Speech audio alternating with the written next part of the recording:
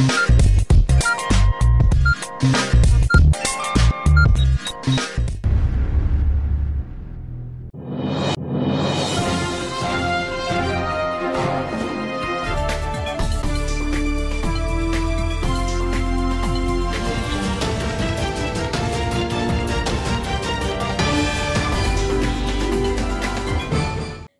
मी Poonam. ADN बातमीपत्रात आपले स्वागत. दिवसभरात घडलेल्या घटनांचा आढावा आपण घेणारच आहोत. त्यापूर्वी नजर टाकूयात आजच्या काही ठळक घडामोडींवर. जिल्ह्याच्या सर्वांगीण विकासासाठी शासन कटिबद्ध. पालकमंत्री संदीपान भुमरे यांचे प्रतिपादन. प्रजासत्ताक दिन उत्साहात. खुल्या न्यायालयात सुनावणी द्या.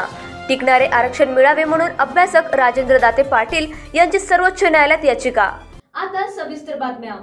जिल्ह्याच्या सर्वांगीण विकासासाठी शासन कटिबद्ध असून आपण सारे मिळून आरोग्यदायक वातावरणाची निर्मिती करण्याचा संकल्प करूया, अशा शब्दात पालकमंत्री संदीपान भुमरे यांनी आज सर्वांना प्रजासत्ताक दिनानिमित्त आवाहन केले. प्रजासत्ताक दिनाचा मुख्य शासकीय ध्वजारोहण सोहळा देवगिरी मैदानावर मोठ्या उत्साहात पार पडला. आबालवृद्ध नागरिक, स्वातंत्र्य सैनिक, लोकप्रतिनिधी, सामाजिक राजकीय कार्यकर्ते, शासकीय अधिकारी, कर्मचारी, विद्यार्थी आदी या सोहळ्यात सहभागी झाले होते. या सोहळ्यास विधान परिषदेचे विरोधी पक्ष नेते अंबादास दानवे, खासदार इम्तियाज जलील, माजी खासदार चंद्रकांत खैरे, विभागीय आयुक्त मधुकर राजे अर्दड, मनपा आयुक्त जी श्रीकांत, जिल्हा परिषदेचे मुख्य कार्यकारी अधिकारी विकास मीना, पोलीस आयुक्त मनोज लोहिया, पोलीस अधीक्षक मनीष कलवनिया, प्रभारी जिल्हा अधिकारी डॉक्टर अरविंद लोखंडे, उपायुक्त जगदीश मणियार, डॉक्टर अनंत गव्हाणे, उपजिल्हा अधिकारी प्रमोदय मुळे, प्रकाश जोशी, उपजिल्हा निवडणूक अधिकारी देवेंद्र कटके, जिल्हा नियोजन अधिकारी भारत वायाळ, उपविभागीय अधिकारी रामेश्वर रोडगे, उपजिल्हा अधिकारी रोहयो अर्चना खेतमाळीस तसेच सर्व विभाग प्रमुख आदी उपस्थित होते. देवगिरी मैदानावर पालकमंत्री भुमरे यांच्या हस्ते ध्वजारोहण करून राष्ट्रध्वजास मानवंदना देण्यात आली. पोलीस वाद्यवृंदाने वाजवलेल्या राष्ट्रगीत, राज्यगीताने वातावरण भारावून गेले. त्यानंतर पालकमंत्र्यांनी उपस्थित पोलीस दल संचलनाची पाहणी करून मानवंदना स्वीकारली. त्यानंतर उपस्थितांना उद्देशून पालकमंत्री यांनी शुभेच्छा संदेश दिला. या सोहळ्यात पालकमंत्र्यांच्या हस्ते विविध क्षेत्रात उत्कृष्ट कामगिरी केल्याबद्दल पोलीस दलातील पुरस्कार, उपविभागीय पोलीस अधिकारी विजयकुमार ठाकूरवाड, वरिष्ठ पोलीस निरीक्षक संदीप गुरमे, राखीव पोलीस निरीक्षक अण्णा वाघमोडे, पोलीस निरीक्षक गीता बागवडे, सहाय्यक पोलीस निरीक्षक काशीनाथ महांडोळे, उपनिरीक्षक विशाल बोडखे, संदीप सोळुंके, प्रवीण वाघ, शहाबाज पठाण, हवालदार सतीश जाधव, संदीप तायडे, नवनाथ खांडेकर, श्याम आडे, गृहरक्षक दलाचे योगेश जाधव आदी अधिकारी कर्मचाऱ्यांना सन्मानित करण्यात आले. या देशाच्या स्वातंत्र्यासाठी त्याग बलिदान करणाऱ्या सर्व स्वातंत्र्य सैनिकांचे तसेच सर्व हुतात्म्यांना मी नम्रपणे अभिवादन करतो. त्यांच्या त्याग आणि बलिदानामुळेच आज आपण हे स्वातंत्र्य अनुभवत आहे. मित्रांनो, असे हे त्यागातून मिळालेले आपले स्वातंत्र्य आणि त्यातून निर्माण झालेले आपले प्रजासत्ताक आपल्या या देशाच्या नागरिक म्हणून या लोकशाही मूल्यांची जपणूक करणे, संविधानाचे रक्षण करणे ही आपली जबाबदारी आहे. ही जबाबदारी आपण साऱ्यांनी आपला मतदानाचा हक्क बजावून पार पाडायची आहे. यावेळी शहर आणि ग्रामीण पोलीस दलाच्या विविध पथकांनी शानदार पथसंचलन केले. पाहुयात पथसंचलनाचे काही क्षणचित्रे. Second in command Shri Rahul Suryakar, सहाय्यक पोलीस निरीक्षक छत्रपती संभाजीनगर, नॅशनल आणि स्टेट लेवलचे बॅडमिंटन गोल्ड मेडलिस्ट असे हे सेकंड इन कमांड आहे. यानंतर दुसरा प्लॅटून आपल्यासमोर येत आहे छत्रपती संभाजीनगर. आयआरपीचा हा प्लॅटून पोलीस निरीक्षक गजानन खेत्रे आणि दिनेश कानपुरे पहिल्या प्लॅटूनचे हे कमांडर आणि सेकंड इन कमांड होते. यानंतर दुसरा प्लॅटून येत आहे विनोद भालेराव आणि अनिल धनुरे. प्लॅटून कमांडर श्री विनोद भालेराव आणि अनिल धनुरे. सुंदर असा हा पोशाख रायफलधारी जवान मंचासमोरून पास होताना आपण बघतोय. यानंतर महिला प्लॅटून आपल्यासमोर येत आहे श्रीमती संगीता गिरी आणि पोलीस निरीक्षक श्री उमेश निकम. महिलांचा हार्दिक ताकदीचा प्लॅटून मंचासमोरून पास होताना आपण बघतोय. यानंतर छत्रपती संभाजीनगर ग्रामीण पुरुष प्लॅटून कमांडर श्री सलमान शेख आणि second in command Shri Yuvraj Shirsat.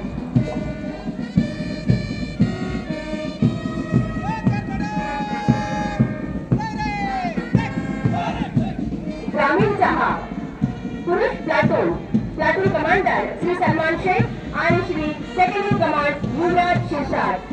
यानंतर मंचासमोर येत आहे ग्रामीण महिला प्लॅटून कमांडर श्री रामचंद्र बहुरे आणि Shri Haridas Maidar second in command. महिलांचा हा सुंदरचा प्लॅटून ग्रामीण महिलांचा. जोरदार टाळ्यांनी महिलांचं स्वागत केलं पाहिजे. यानंतर संभाजीनगरची वाहतूक शाखा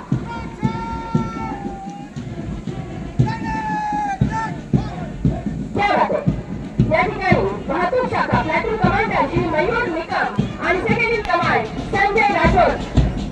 पांढरा शुभ्र परिधान केलेला हा पोशाख आणि हॅट घातलेले हे जवान. यानंतर आपल्या समोर प्रजासत्ताक दिनाचा मुख्य शासकीय ध्वजारोहण सोहळा देवगिरी मैदानावर झाल्यानंतर पालकमंत्री संदीपान भुमरे, विरोधी पक्षनेते अंबादास दानवे आणि खासदार इम्तियाज जलील यांनी माध्यमांशी संवाद साधला. शासनाचा प्रयत्न, सरकारचा प्रयत्न चालू आहे. मला वाटतं आज निश्चित तोडगा निघन आणि मनोज जरंगे पाटलांनी ज्या ज्या काही मागणी केल्या त्या शासनाने, म्हणजे मला सांगायचं की त्यांनी ज्या मागण्या केल्या त्याच्या शासनाने दखल घेतलेली, तसं काम चालू आहे आणि मला वाटतं त्याच्यावर आज निश्चित तोडगा निघले. पहिल्यापासूनच मनोज जरंगे पाटलाच्या संदर्भात ज्या ज्या काही मागण्या आहेत त्या अनेक वेळा आम्ही त्यांना भेटलो, चर्चा केली, शासनाने भूमिका आपली स्पष्ट केलेली आहे. त्याच्यामुळं मला एक सांगायचं की शासन पॉझिटिव्ह आहे. शासन आतापर्यंत जे जे काही म्हणजे समिती असेल त्या समितीनं चांगलं काम केलेलं आहे आणि मला वाटतं त्याच्यावर निश्चितच आज तोडगा निघेल. मनोज जरांगेंचं आंदोलन दाबण्यासाठी सरकार प्रयत्न करतंय. मीरा भाईंदरचं प्रकरण 100% प्रयत्न करेल. कशाचं प्रकरण दाबण्याचं? प्रकरण दाबण्याचं नाही, त्यांच्या ज्या मागण्या आहेत त्या पूर्ण करण्याचं. आतापर्यंत प्रकरण दाबण्याचा कधीच प्रयत्न केला नाही.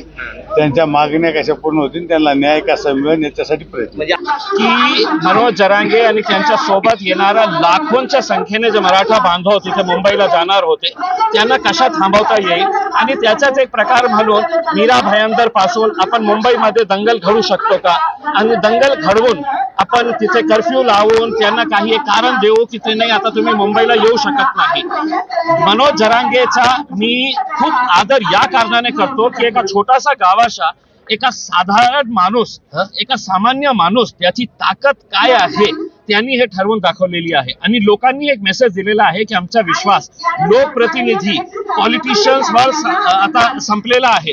म्हणून ओव्हरनाईट एका रात्रीमध्ये एका सामान्य माणसाला कशा आपण हिरो करता येईल का केलं त्यांनी की त्याची प्रामाणिकता होती, त्याचं जे सिन्सिअरिटी, ऑनेस्टी आणि कमिटमेंट होता की माझ्या समाजासाठी मी हे लढत आहे. म्हणून त्या कमिटमेंट आणि त्या ऑनेस्टी, प्रामाणिकता जे होती त्याच्यामुळे लाखोच्या संख्येने. म्हणून मी आज चॅलेंज करतो की भारतीय जनता पार्टी, नरेंद्र मोदी पासून भारतीय जनता पार्टीचे सगळे नेतेही महाराष्ट्रामध्ये आले तर इतकी भीड इकट्ठा करण्याची ताकद त्यांच्यामध्येही नाही आहे जितकी मनोज जरांगे यांनी करून दाखवलेली आहे. हे आंदोलन दाबलं जात आहे का आणि कशा प्रकारे दाबलं जात आहे? त्यांना काय आहे की त्यांना काही द्यायचं नाही आहे, फक्त पुन्हा यायचं, चर्चा करायची, वेळ मागून घ्यायचं आहे. कशाला तुम्हाला भेटायचं आहे त्यांना? तुमच्याकडे सरकार आहे, निर्णय द्या ना. द्यायचं असेल तर द्या, नाही द्यायचं असेल तर सांगा. पुन्हा जाऊन तेच चर्चा करणार आहे आणि अनेक वर्षापासून त्यांची मागणी आहे ना. मग का आपण अशा उडवाउडवीचे उत्तर देत आहे? त्यांना फक्त टाइम बाय करायचा आहे. कुठपर्यंत करायचं आहे की त्यांना माहित आहे की एका महिन्यानंतर आपल्याला आचारसंहिता लागणार आहे. मग हे देणार आहे एक्सक्यूज की आता आचारसंहिता लागलेली आहे, पुन्हा आमची सरकार येईल तर आम्ही तुम्हाला असा करू तसा करू. ते फक्त टाइम बाईंग एक्सरसाइज करत आहे आणि पूर्ण मराठा समाज जे महाराष्ट्राचा आहे त्यांना उल्लू बनवण्याचा धंदा हे सरकार करत आहे. सरकारला खूप वेळ मनोज जरांगे पाटलांनी दिलेला आहे. सरकारचे प्रतिनिधींनी 2दा त्यांच्या मनाप्रमाणे वेळ घेतलेला आणि तेवढा मनोज जरांगे पाटलांनी दिलेला आहे. सरकारने तोडगा काढावा. नुसत्या चर्चा, रिकाम्या चर्चा, सुक्या चर्चा करण्यात काही अर्थ नाही. मनोज जरांगे पाटलांच्या मागणीवर सरकारने लवकरात लवकर तोडगा काढावा. आता सध्याची परिस्थिती पाहता तोडगा निघेल असं वाटतंय का तुम्हाला? सरकारने ठरवलं तर काही होऊ शकतं, कारण केंद्रात त्यांचं सरकार आहे, राज्यात त्यांचं सरकार आहे. तोडगा काढणं काही अवघड काम नाही. आणि छत्रपती शिवरायांची शपथ दसऱ्याच्या दिवशी माननीय मुख्यमंत्र्यांनी घेतलेली आहे. देवेंद्र फडणवीसांनी सुद्धा आमच्या हातात सत्ता दिली तर आम्ही 4 दिवसात रिझर्व्ह शांती असं म्हटलेलं आहे. तर मला असं वाटतं त्यांनी त्यांच्या शब्दावर ठाम राहावं. परंतु त्या शब्दावर ठाम का राहत नाहीत? काय अशी अडचण असू शकते किंवा काय यामागचं राजकारण आहे? तर मग ते कुठे बोलत असावेत असं मला वाटतं, लोकांना फसवत असावेत असं मला वाटतं. अखिल भारतीय विकास परिषदेच्या वतीने अहमद चाऊस यांनी उच्च न्यायालयामध्ये हज हाऊस बाबत याचिका दाखल केली होती. या याचिकेबाबत त्यांनी एडीएन सोबत बोलताना अधिक माहिती दिली. हमने जो है तो कोर्ट में जो है 2 जनवरी को जो है तो केस फाइल करे थे. उसकी कल सुनवाई हुई और जो है तो सरकार को नोटिस निकल चुकी है और अभी सरकार में बैठे हुए लोग जल्द से जल्द हज हाउस का उद्घाटन करने के लिए कोशिश उनकी जारी है. मुझे सबके फोन आए, मेरी सबसे बात हुई और ये काम जो है हमारी कांग्रेस की सरकार में जो है इसका संगे बुनियाद पृथ्वीराज चौहान साहब ने रखे थे. इस हज हाउस बनने के लिए जो है बनाने के लिए औरंगाबाद के सब लोगों की डिमांड थी, मराठवाड़ा के लोगों की डिमांड थी और सबसे ज्यादा इसमें अगर किसी ने रोल प्ले किया है तो नसीम खान जो हमारे माजी मंत्री थे, उन्होंने बहुत बड़ा रोल अदा किया और उनके साथ में खांधे को खांधा लगा के हमारे इमाम शेख साहब का भी बहुत बड़ा रोल है इस हज हाउस को खड़ा करने में. यहाँ पर इस तरीके से ये कई सालों से पेंडिंग था हज हाउस का. हमारी सरकार ने उसको संगे बुनियाद रखा, काम शुरू किया, पैसा दिया. उसके बाद में ये सरकार आई, फिर ये सरकार में काम हुआ, फिर 1 साल से जो है तो ये बन के तैयार था. लेकिन किसी वजह से पता नहीं क्या वजह थी तो ये उद्घाटन इसका हो नहीं रहा था, खुल नहीं पा रहा था. जबकि बाजू में वंदे मातरम हाल था, उसका उद्घाटन हो गया, मगर किसी वजह से ये इसका उद्घाटन नहीं हो रहा था. तो इस तरीके से कई लोगों की जो है तो भावना जुड़ी हुई थी कि भाई 1 साल हो चुका है तैयार होकर और हमारे हाजियों को तकलीफ हो रही, परेशानी हो रही, तो ये इसका उद्घाटन जल्द से जल्द होना चाहिए. फिर हमारी संगठन ने मैंने इसका फॉलोअप लेके जो है इसकी शिद्दत से इसके पीछे लग के हमने ये काम करवा के लिया और इंशाल्लाह अभी सरकार में बैठे हुए लोग कह रहे हैं कि ये 8 से 10 दिन के अंदर इसका उद्घाटन हो जाएगा.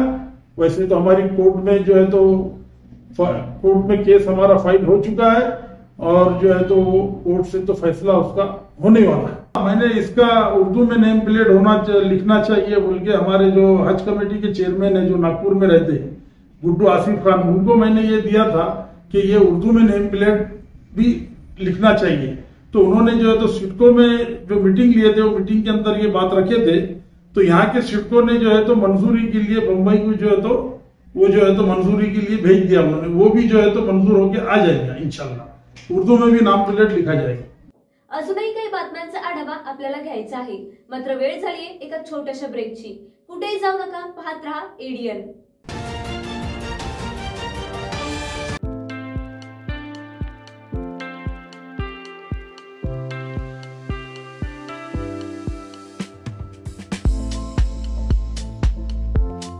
हॉटेल विझार्ड पॅलेस तुमच्या शहरात तुमच्या जिभेचे चोचले पुरवण्यासाठी देश विदेशातील खास चवींचा खजाना घेऊन आलो आहोत. हॉटेल विझार्ड पॅलेस येथे स्वाद आपल्या पसंतीचा. आमच्या येथे महाराष्ट्रीयन, पंजाबी, राजस्थानी, गुजराती आणि साऊथ इंडियन डिशेससह जगभरातील 50 देशांमधील डिशेस सुद्धा मिळतील. व्हेज आणि नॉन व्हेज दोन्ही उपलब्ध.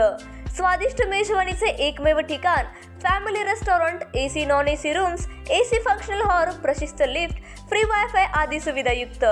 ग्राहकांना विमानतळ, रेल्वे स्टेशन, बस स्टँड आदी ठिकाणाहून वाहनाद्वारे हॉटेलात आणण्याची विशेष मोफत सुविधा. त्वरा करा आणि आजच भेट द्या. Hotel wizard palace, Khadkeshwar road, mill corner जवळ, Aurangabad, Chhatrapati Sambhajinagar. So kind and has helped us so much, and we slept really well because it's super quiet even though it's on the main street. It's a wonderful time here. It's a very nice clean hotel and the food is excellent. The food is excellent. I'm still so stuffed. Yeah.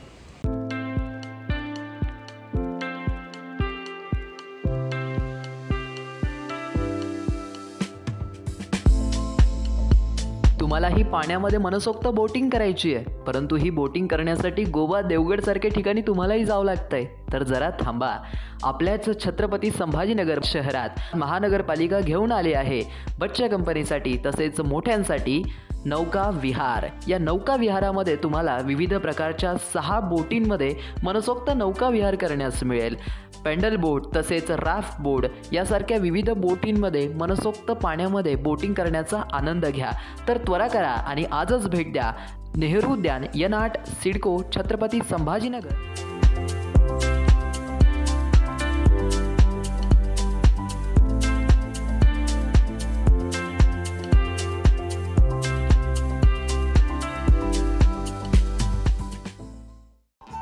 Diwali धमाका. Chhatrapati संभाजीनगरमध्ये prime लोकेशनवर आलिशान 2 BHK row houses.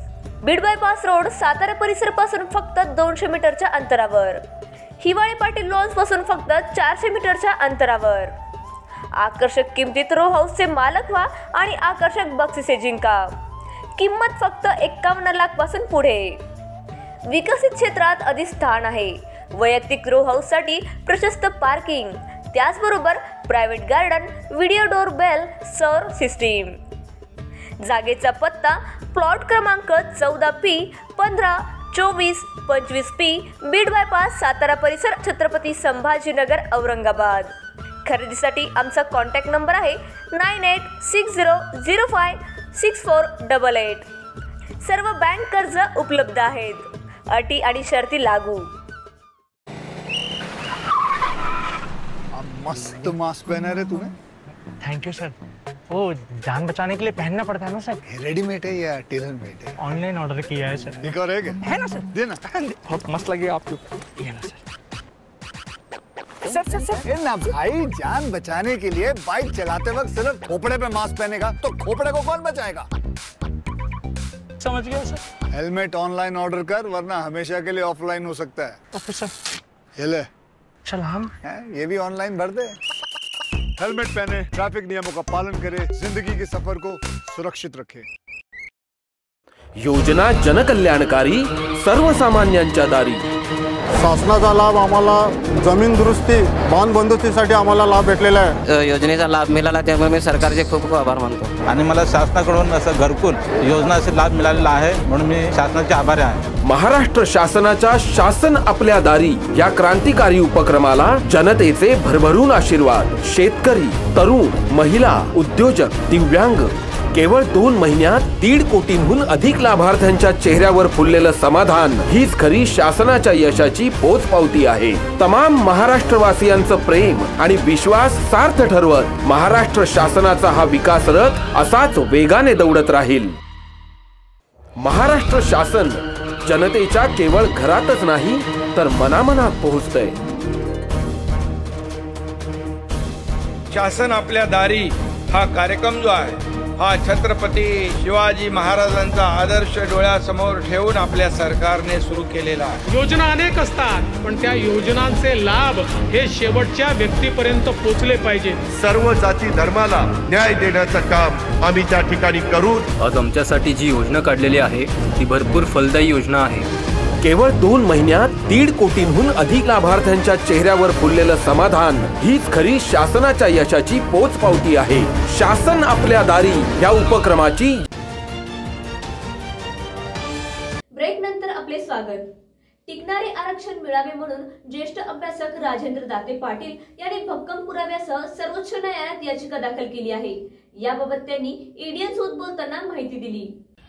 Maratha समाजाला आरक्षण मिळावं आणि तेही टिकणारं मिळावं यासाठी आम्ही सर्वोच्च न्यायालयामध्ये एक याचिका दाखल केली. त्या याचिकेतून आमची अशी मागणी आहे की मराठा समाजाचा यापूर्वी दिलेल्या निकालावर योग्य असं आमचं म्हणणं ऐकून न घेतल्यामुळे त्या ठिकाणी अनेक त्रुटी त्या निकालामध्ये राहिल्या होत्या आणि त्या त्रुटी दूर व्हाव्यात म्हणून आम्ही असंख्य पुराव्यासह नव्या पद्धतीची ही याचिका एक दाखल केलेली आहे आणि त्यामध्ये मागणी केलेली आहे की पुनर्विचार होऊन आमच्या या सर्व पुराव्यांचा विचार व्हावा आणि मराठा समाजाला न्याय देण्यासाठी खुल्या न्यायालयात याबाबतची सुनावणी व्हावी आणि मराठा समाजाचा आक्रोश संपवण्यासाठी, मराठा समाजाला न्याय देण्यासाठी आमच्या या सगळ्या बाबी मान्य न्यायालयाने विचारात घ्याव्या अशा पद्धतीची ही याचिका आम्ही दाखल केली असून मी स्वतः या ठिकाणी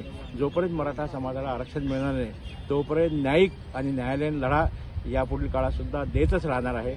अवघ्या 8 दिवसाच्या मुलाचे अवयवदान करणाऱ्या चांडक दाम्पत्याचा प्रजासत्ताक दिनानिमित्त विवेकानंद इन्स्टिट्यूट ऑफ मॅनेजमेंटच्या वतीने ध्वजारोहणाचा मान देत त्यांचा सत्कार करण्यात आला. यावेळी त्यांनी एडीएन सोबत संवाद साधला. 26 जानेवारी हा दिवस आम्ही दरवर्षी ऑर्गन डोनेशन अवेअरनेस प्रोग्राम म्हणून साजरा करतो. आतापर्यंत आम्ही डॉक्टर्स लोकांना बोलवायचो की ऑर्गन डोनेट करण्याचे फायदे वगैरे विद्यार्थ्यांना पालकांना सांगायचो. पण असंच मला एक माझी विद्यार्थी आहे त्यांनी हे चांडक दाम्पत्याबद्दल सांगितलं होतं. तर म्हटलं यावेळेस आपण ज्यांनी ॲक्च्युअली परिस्थिती हे कार्य केलेलं आहे दुसऱ्याला सांगणं खूप सोपी गोष्ट आहे, पण स्वतः एखादी गोष्ट करणं खूप अवघड असते. तर असंच मग मी त्यामुळं हे चांडक दाम्पत्याला इथे बोलावलं आहे. त्यांना विनंती केली की तुम्ही आमचे विद्यार्थी, पालक आणि आमच्यासाठी एक मार्गदर्शन करावं की तुमच्या वेळेस त्यावेळेस जे आपलं बाळ 8 दिवसाचं बाळ एक्सपायर झालं त्यानंतर तुम्ही त्याचे डोळे दान करण्याचा जो निर्णय घेतला तो खूपच प्रशंसनीय, उल्लेखनीय आहे.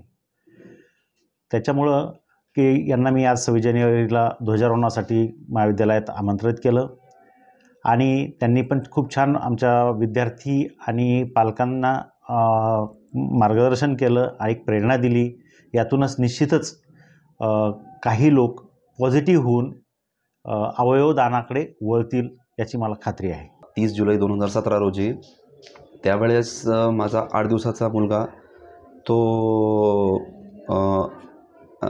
एक्सपायर झाला. तर त्यावेळेस आम्ही असा निर्णय घेतला की बाबा हा तर या जगात राहिला नाही, पण आपण याच्यासाठी काय करू शकतो. तर माझे वडील ते आय डोनेशनचं जे हे करत राहतात, प्रचार करत राहतात की बाबा कोणाच्या जरी घरी अशी दुःखद घटना घडली तर ते विचारतात की बाबा तुमची इच्छा आहे का आय डोनेट करण्याची. तर ते मला म्हटले की बाबा तुझी इच्छा आहे आणि तुझी सिग्नेचर खूप कामाची म्हणे, तर बघ आपली अशी इच्छा आहे.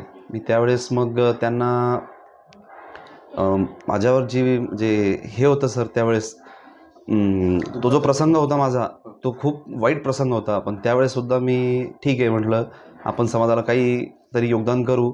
मी त्या दिवशी त्याचे आय डोनेट केले आणि दुपारी 1:30 वाजता तो शांत झाला. 4 वाजता त्याचे डोळे निघाले आणि 7 वाजता डोळे लागलेसुद्धा. 2 व्यक्तींना त्याचे डोळे लागले. त्याच्यामुळं मला आज त्याचं कुठंतरी समाधान वाटतं की बाबा ठीक आहे तो नाही आहे, पण त्याचे डोळे आज पूर्ण जग बघत आहे. ही खूप मोठी माझ्यासाठी म्हणजे खूप मोठी गोष्ट आहे की बाबा त्याचे डोळे तो नाही आहे तरी हरकत नाही, पण त्याच्या नजरेतनं त्याच्या डोळ्यातनं आज 26 जानेवारी बघतोय सगळं. हां, आणि आज असे भरपूर लोक आहेत सर की ज्यांना डोळेच नाही आहे. ते म्हणजे काय जग काय आहे, दुनिया काय, त्यांना काहीच कल्पना नाही आहे. आपण कल्पना पण नाही करू शकतो सर. तर ते म्हटले की म्हणजे त्यांच्या मार्फत ते बघता आहेत, ते माझ्यासाठी खूप मोठं माझं सौभाग्य आहे सर. नहीं, मुझे थोड़ा सा आज वो चले गया इसलिए मुझे थोड़ा सा दुख तो हुआ था, लेकिन फिर मैंने सोचा अरे कम से कम उसकी किसी की आंखें तो उसको किसी की काम आ रही है. आज उसकी वजह से कोई 2 जन देख तो सक रहे, इसलिए फिर मुझे वही बहुत खुशी है कि उसकी आंखें आज किसी के लिए काम आ गई है. आज उसकी आंखों से कोई पूरी दुनिया देख रहे हैं. राष्ट्रीय मतदार दिवस सर्वांगीण उन्नतीसाठी लोकशाही व्यवस्था आवश्यक असल्याचे प्रतिपादन डॉक्टर सुधीर गव्हाणे यांनी राष्ट्रीय मतदार दिवसानिमित्त केले. राष्ट्रीय मतदार दिनानिमित्त जिल्हाधिकारी कार्यालयात कार्यक्रमाचे आयोजन करण्यात आले होते. यावेळी अध्यक्षस्थानी प्रभारी जिल्हाधिकारी डॉक्टर अरविंद लोखंडे उपस्थित होते. तर कार्यक्रमास ज्येष्ठ अभ्यासक माजी कुलगुरू डॉक्टर सुधीर गव्हाणे, उपजिल्हा निवडणूक अधिकारी देवेंद्र कडके, निवासी उपजिल्हाधिकारी जनार्दन विधाते, उपजिल्हाधिकारी सोहम वायाळ, प्रमोद मुळे, अर्चना खेतमाळीस, जिल्हा पुरवठा अधिकारी वर्षाराणी भोसले, सुचिता शिंदे, प्रगती चोंडेकर आदी उपस्थित होते. दीप प्रज्वलनाने कार्यक्रमाची सुरुवात झाली. प्रारंभी राष्ट्रीय मतदार दिनानिमित्त उपस्थितांना शपथ देण्यात आली. निलेश कड वर्शिप अर्थ फाउंडेशन यांच्या वतीने जनजागृतीपर पथनाट्य सादर करण्यात आले. मतदार यादी पुनर्निरीक्षण, अद्ययावतीकरण तसेच नवमतदार नोंदणीसाठी उत्कृष्ट कामगिरी करणाऱ्या अधिकारी कर्मचाऱ्यांचा सत्कार करण्यात आला. तसेच चित्रकला, निबंध, घोषवाक्य, शॉर्ट फिल्म स्पर्धेतील विजेत्यांना पारितोषिक वितरण करण्यात आले. नवमतदारांना मतदार ओळख कार्ड वितरित करण्यात आले. नायब तहसीलदार संभाजी थोटे यांनी उपस्थितांचे आभार मानले. राष्ट्रगीत आणि राज्यगीताने कार्यक्रमाची सांगता झाली.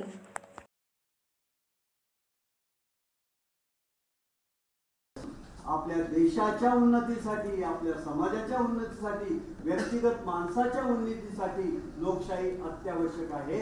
आणि लोकशाही सरकारचं काम नाहीये, निवडणूक आयोगाचं काम नाहीये, हे आपलं काम आहे की आपल्या लोकशाहीचं रक्षण आपणच करायचं आहे, कारण तो प्रगतीचा महामार्ग आहे.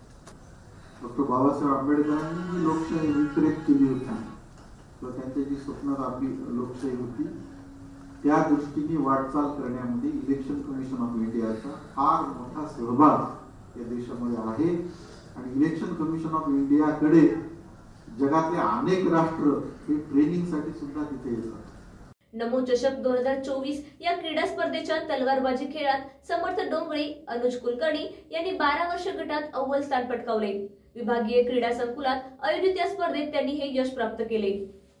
केंद्रीय अर्थ राज्यमंत्री डॉक्टर भागवत कराड यांच्या पुढाकाराने क्रीडा मंच आणि ऑलिम्पिक संघटनेच्या साथीने सुरू असलेल्या नमो चषक 2022 या क्रीडा स्पर्धेच्या तलवारबाजी खेळात समर्थ डोंगरे, अनुज कुलकर्णी यांनी 12 वर्ष गटात अव्वल स्थान पटकावले.